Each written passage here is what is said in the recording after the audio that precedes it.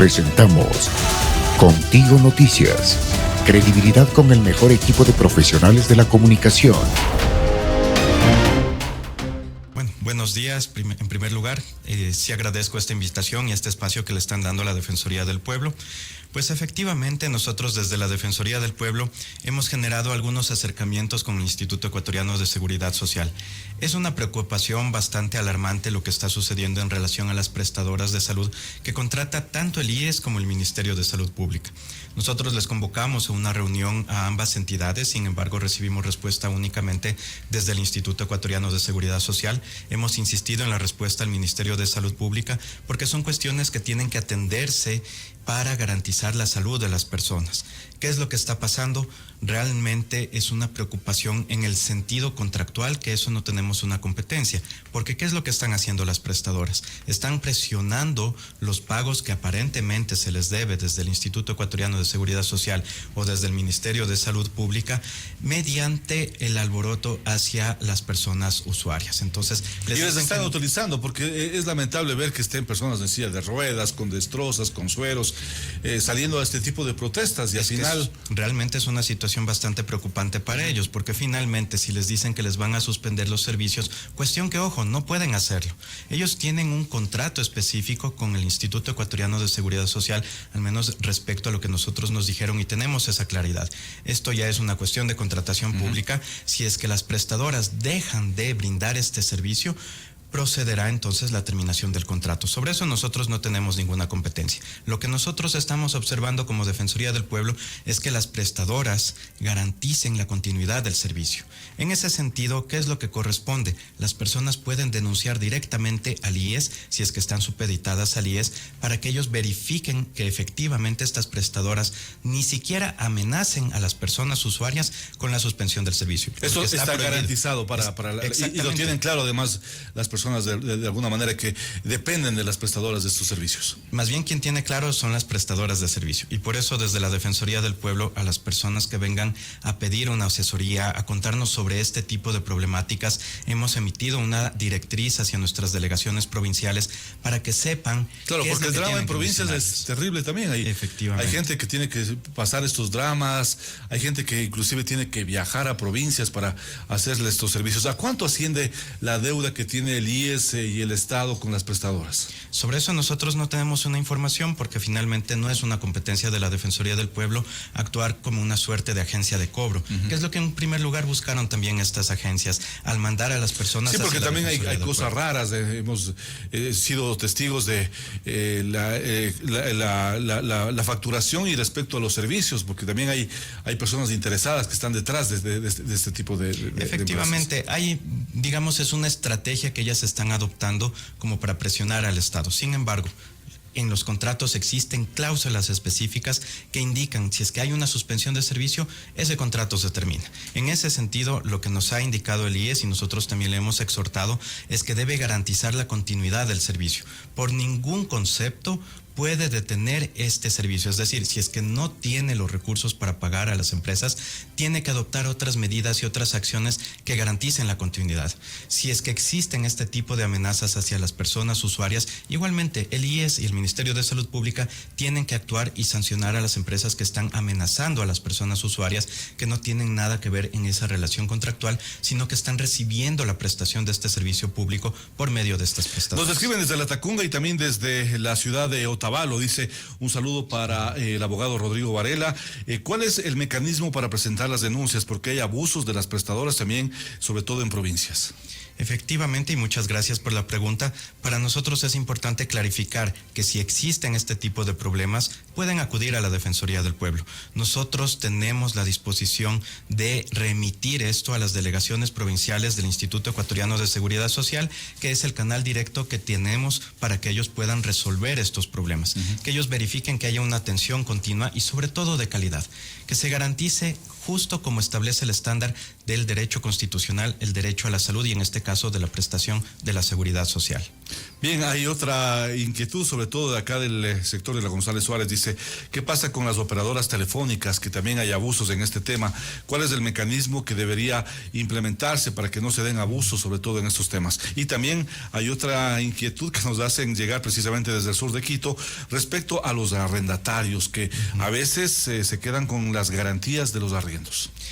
En relación a lo que se refiere a las telefónicas, efectivamente nosotros como Defensoría del Pueblo hemos recibido algunas denuncias. Sobre eso nuestra competencia está en realizar la asesoría y acompañamiento a las personas, porque hay una agencia de regulación gratuito, no tiene costo, ¿no? Todo el trabajo de la Defensoría. Todo el trabajo de la Defensoría del Pueblo es gratuito, es más, es una garantía para los derechos de la población ecuatoriana, de las personas que viven en todas las provincias del país, además. Estamos en las 24 provincias y lo que nosotros hacemos en telecomunicaciones es remitir, primero asesorar a las personas de que tienen que reclamar directamente a la empresa. Existe en la Constitución, en el artículo 3, una obligatoriedad hacia todas las empresas y hacia todas las personas de respetar los derechos establecidos en la Constitución. Eso es lo que tienen que garantizar. Por eso las empresas tienen que dar una respuesta a estos reclamos. Si es que no lo hacen, como efectivamente ha ocurrido en algunos casos, las personas pueden acudir a la Agencia de Regulación y Control en Telecomunicaciones.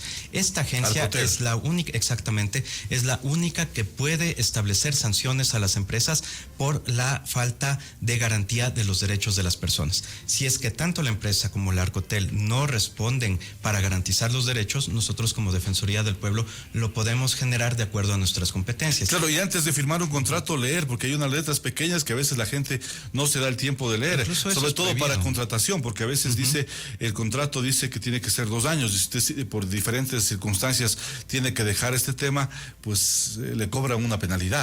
Efectivamente, lo que suele ocurrir es no necesariamente cuando se hace el contrato escrito, sino más bien cuando se les llama a las personas y hacen un contrato verbal, que es lo que las operadoras tienen que hacer posterior a realizar este tipo de contrato, reducirlo escrito para que las personas puedan acceder a cuáles fueron las condiciones a las que se comprometieron.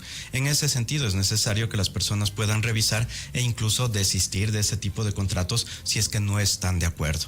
Hay cuestiones que hay que mejorar en la legislación y justamente por eso la Defensoría del Pueblo el año pasado presentó un proyecto de ley orgánica para la protección de los derechos de las personas usuarias y consumidoras con el objetivo de que exista una garantía específica en el ordenamiento jurídico que les dé esta seguridad y esta certeza a las personas de que se protege sus derechos. Nosotros asumimos las competencias porque lo establece el ordenamiento jurídico actual, sin embargo hay cuestiones en las cuales nos vemos limitados.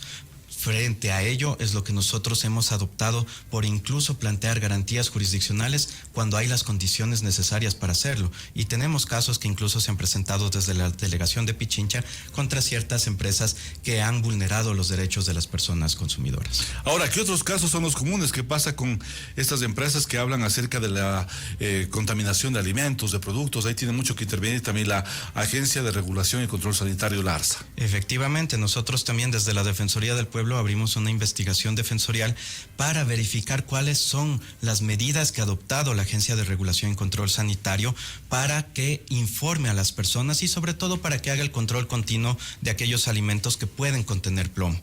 Además de eso, para nosotros es muy importante también que las empresas que han producido este tipo de alimentos que se encuentran en las perchas actúen con la diligencia debida para garantizar la salud de las personas. Los operativos de intendencias, de comisarías, para poder visitar las tiendas, los supermercados y quitar estos productos que de alguna manera tienen efectivamente y lo que ocasionarían el daño a la salud a las personas. Efectivamente, y eso tiene que liderarlo la Agencia de Regulación y Control Sanitario, que tiene que hacer estos controles.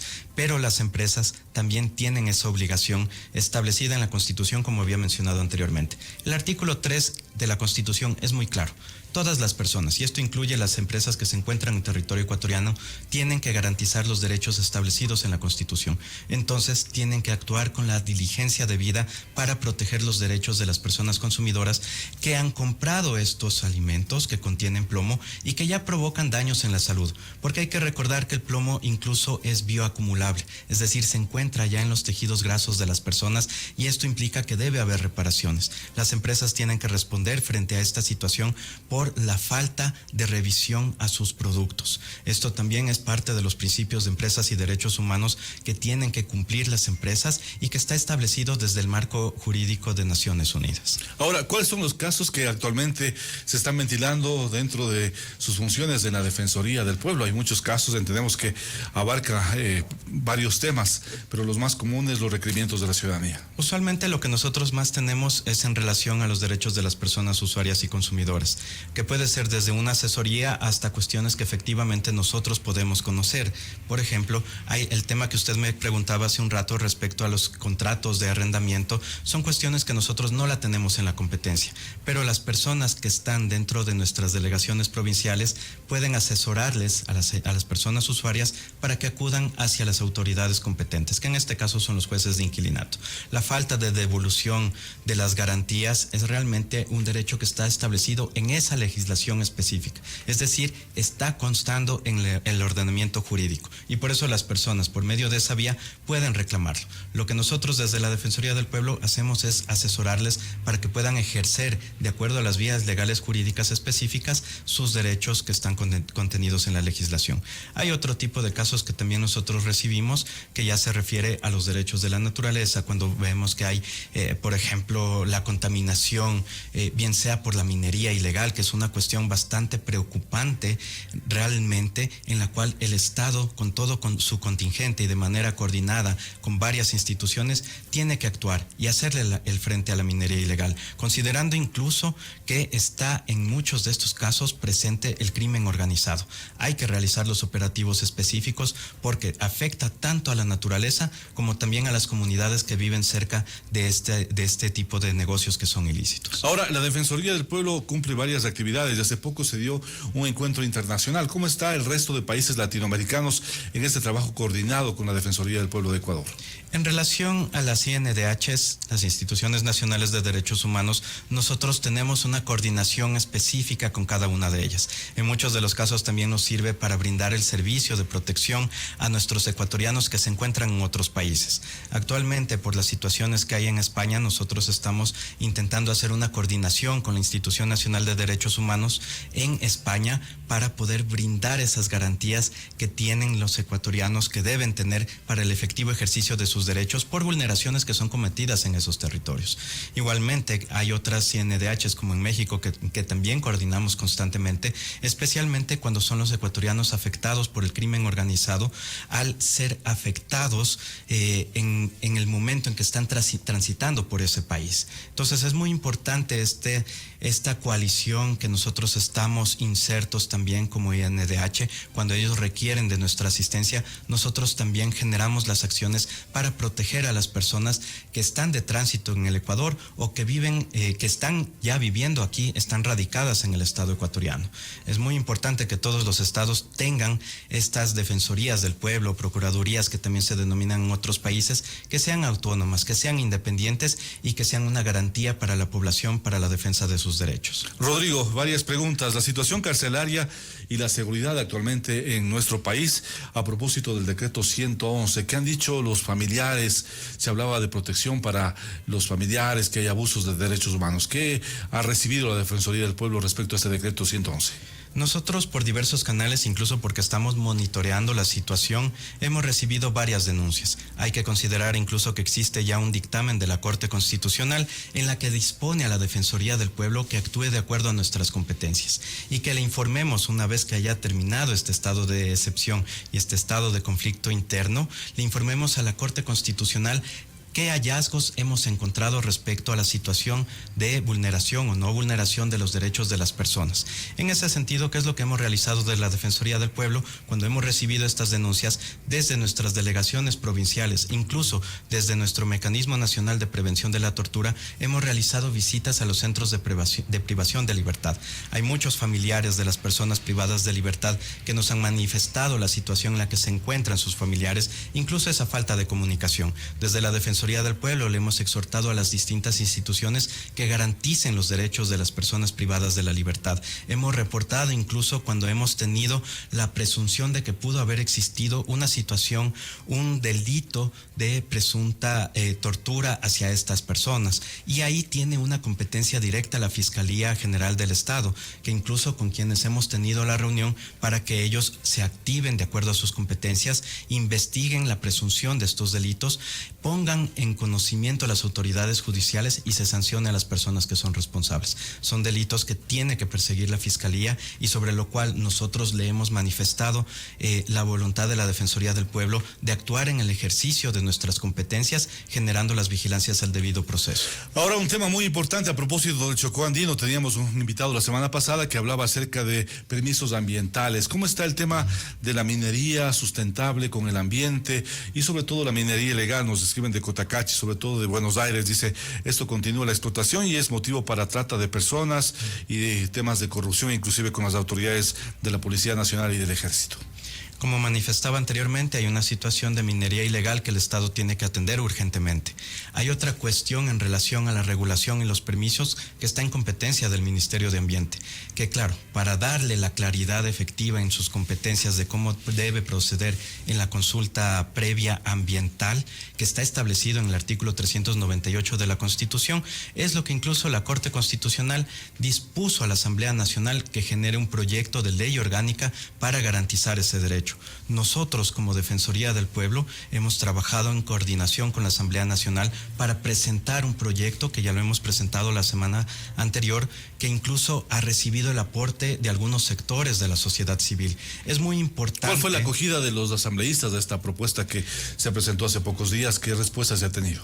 Más bien desde la Comisión de Biodiversidad hubo esta amplitud desde el señor presidente de la Comisión de Biodiversidad para que la Defensoría del Pueblo pueda generar este proceso participativo con la sociedad civil y podamos presentar este proyecto de ley que ya ha sido presentada la semana anterior. Todavía estamos a la expectativa. Nosotros hemos generado este proyecto y vamos a dar el seguimiento efectivo como para que la Asamblea Nacional, incluso de ser necesario, cuente con el apoyo de la Defensoría del Pueblo para generar el proceso participativo también dentro de la Asamblea Nacional. Rodrigo, usted ya tiene varios temas justamente y años y experiencia. ¿Cuáles son las lecciones aprendidas durante estos años, los casos más emblemáticos que le ha tocado dilucidar dentro de sus funciones de la Defensoría del Pueblo? Una de las cuestiones específicas que tiene de importancia el rol que uno ejecuta en la Defensoría del Pueblo es aprender que los casos siempre hay que ser constante en la generación de las acciones para proteger a la población. Hay situaciones que se vuelven recurrentes sobre las cuales hay que generar nuevas estrategias que permitan a la Defensoría del Pueblo hacer el acompañamiento, el monitoreo y la protección efectiva en estos derechos. También hay que saber incluso el cómo relacionarse con las distintas entidades del Estado, porque la Defensoría del Pueblo tiene que actuar no solamente como un ente que reprende a las instituciones. Creo que ese es el último rol cuando se ha agotado el diálogo, cuando no ha habido una respuesta a la asesoría que como Defensoría del Pueblo tenemos que generar. No hemos llegado a eso. Tal vez ha habido algunas etapas de algunas administraciones en las cuales se han presentado más garantías jurisdiccionales. En ese sentido, la Defensoría del Pueblo actúa como abogado patrocinador, que incluso nosotros, de acuerdo a la Ley Orgánica de Garantías Jurisdiccionales, tenemos la legitimación activa para presentar este tipo de garantías jurisdiccionales. Por ejemplo, hubo una política pública en administraciones pasadas sobre cocinas de inducción, en las cuales hubo una mala práctica comercial para generar esta política, que es lo que hizo la Defensoría del Pueblo.